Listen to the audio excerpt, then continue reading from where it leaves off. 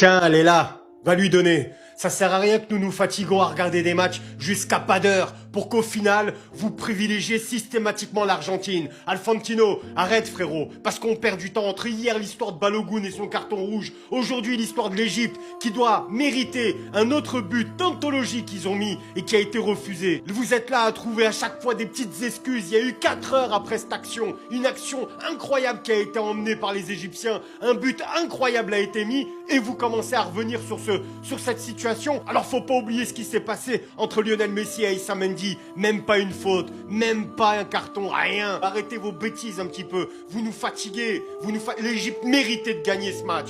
L'Égypte méritait de passer ce soir. Comme le Cap-Vert aurait pu aussi mériter de passer face à l'Argentine. Une droite émise, rien, personne n'en parle. L'Argentine c'est Joga Bonito, l'Argentine c'est magnifique. Arrêtez vos bêtises. Et les commentateurs, faut rester un peu tranquille aussi. L'Argentine, à un moment donné, il faut sortir un petit peu vos cojones et dire que c'est inadmissible. Tout comme on a décrié le match catastrophique du Paraguay face à la France. C'est totalement honteux ce qui se passe sous nos yeux. Ils sont jamais sanctionnés.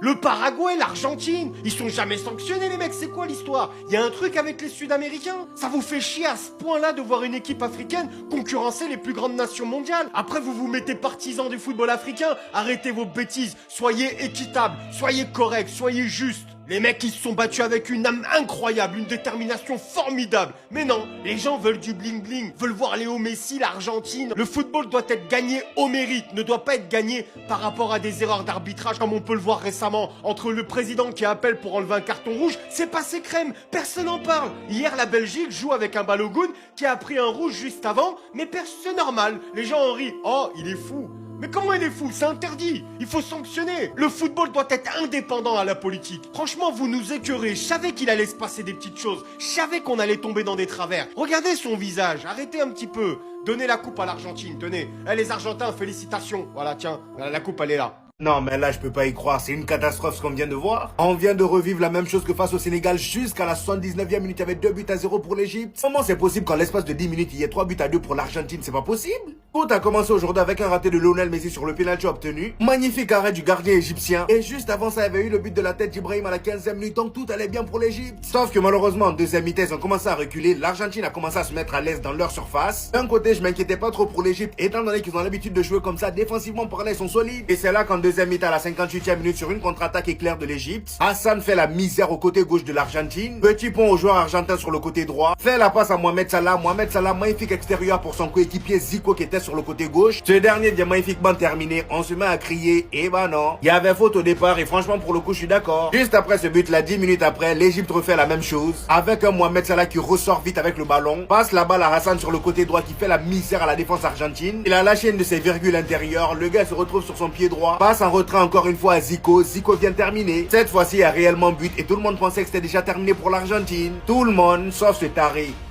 Lionel Messi, 39 ans. En l'espace de 4 minutes, passeur décisif pour Romero. Juste après, il vient lâcher une mine pour l'égalisation. Et pour terminer à la 92e minute, Enzo Fernandez vient faire mouche. Messi, tu es mauvais. Moi qui m'attendais à ce qu'ils prennent la route aujourd'hui comme Cristiano Ronaldo, Neymar et Modric. Il veut pas nous lâcher. L'Égypte s'est fait voler en 4K sous nos yeux. À un moment donné, il faut dire les choses comme elles sont. Parce que le deuxième but de l'Égypte qui est refusé, parce qu'ils reviennent à la faute. S'il y a faute, ok, on va dire qu'il y a faute, il n'y a pas de souci. Mohamed Salah, il y a faute sur lui. Mohamed Salah, dans la surface, il y a faute sur lui. Ça siffle pas, ça joue but. Ça demande de regarder la VAR comme ils ont fait pour le but de l'Égypte. Là, ça veut pas. En 4K, devant nous.